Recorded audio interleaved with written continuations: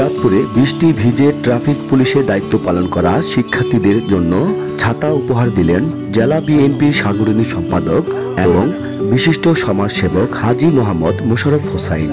শনিবার সকালে তিনি চাঁদপুরের শিক্ষার্থীরা বৃষ্টি ভিজে ট্রাফিক পুলিশের দায়িত্ব পালন করছেন এমন খবর পেয়ে দ্রুত চাঁদপুর শহরে শিক্ষার্থীদের জন্য কয়েক শতাধিক ছাতা নিয়ে ছুটে আসেন।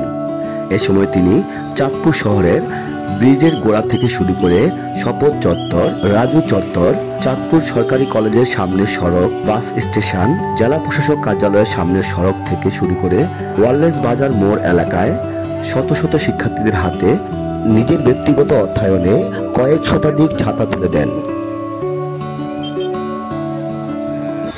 বৃষ্টির মধ্যে ভিজে ভিজে চাঁদপুরের শিক্ষার্থীরা ছেলেরা যেভাবে ট্রাফিকের দায়িত্ব পালন করতেছে, এই অবস্থাতে আমাদের সন্তানদেরকে আমাদের সহযোগিতা করছে। তাই আমি আমার ব্যক্তিগত উদ্যোগে একটা পাশে এসে কিছু ছাতা দিয়ে একটা সহযোগিতা।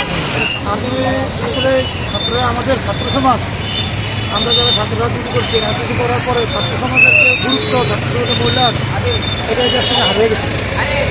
24-এর আন্দোলনে ছাত্র জনতা যে আন্দোলন করে একটা সরকার সরকারমুক্ত বাংলাদেশ তৈরি করেছে, আমরা এই ছাত্র সমাজ আবার নতুন করে ছাত্রত্বের মানসিকতার পরিচয় তৈরি করেছে। সেজন্য ছাত্রের কাছে আমরা কৃতজ্ঞ। আমি আমার ব্যক্তিগত দায়িত্ব থেকে ওদের পাশে দাঁড়ানোর চেষ্টা করতেছি এবং সমাজের সকল শ্রেণীর মানুষকে বলবো, এই ছাত্রদেরকে যে মানসিকতা নিয়ে ওরা কাজ করতেছে ওদেরকে উৎসাহ দিবে। আগামী দিন ওরা এই দেশের নেতৃত্ব দিবে, এই দেশকে দুর্নীতিমুক্ত, সন্ত্রাসমুক্ত, মাদকমুক্ত একটা বাংলাদেশ আমরা চাই।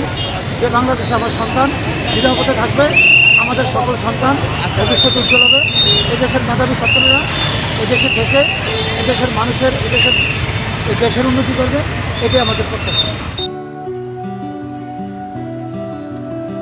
উল্লেখ্য, বৈষম্যহীন ছাত্র আন্দোলন তথা কোটা আন্দোলনে সমগ্র দেশের ন্যায় চাঁদপুরের শিক্ষার্থীরাও রাজপথে নেমে আসে। বিভিন্ন শিক্ষা প্রতিষ্ঠানের এইসব সাহসী বীর সন্তান শিক্ষার্থীরা বৈষম্যহীন একটি বাংলাদেশ গড়ে তোলার লক্ষ্যে রাজপথে ঝাঁপিয়ে পড়ে। এরপর দীর্ঘ আন্দোলন শেষে ছাত্র জনতার বিজয় অর্জিত হয়। তারপর থেকেই চাঁদপুরের শিক্ষার্থীরা রাজপথে নেমে আসে সড়ক পরিষ্কার করার জন্য। এর পাশাপাশি তারা ব্যস্ততম চাঁদপুর শহরে ট্রাফিকের ভূমিকায় রাজপথে নেমে আসেন। শুধু তাই নয়, সংখ্যালঘু থেকে শুরু করে ব্যবসায়ীদের ব্যবসা প্রতিষ্ঠান নিরাপত্তা দেওয়ার জন্য তারা রাজপথে রয়েছেন।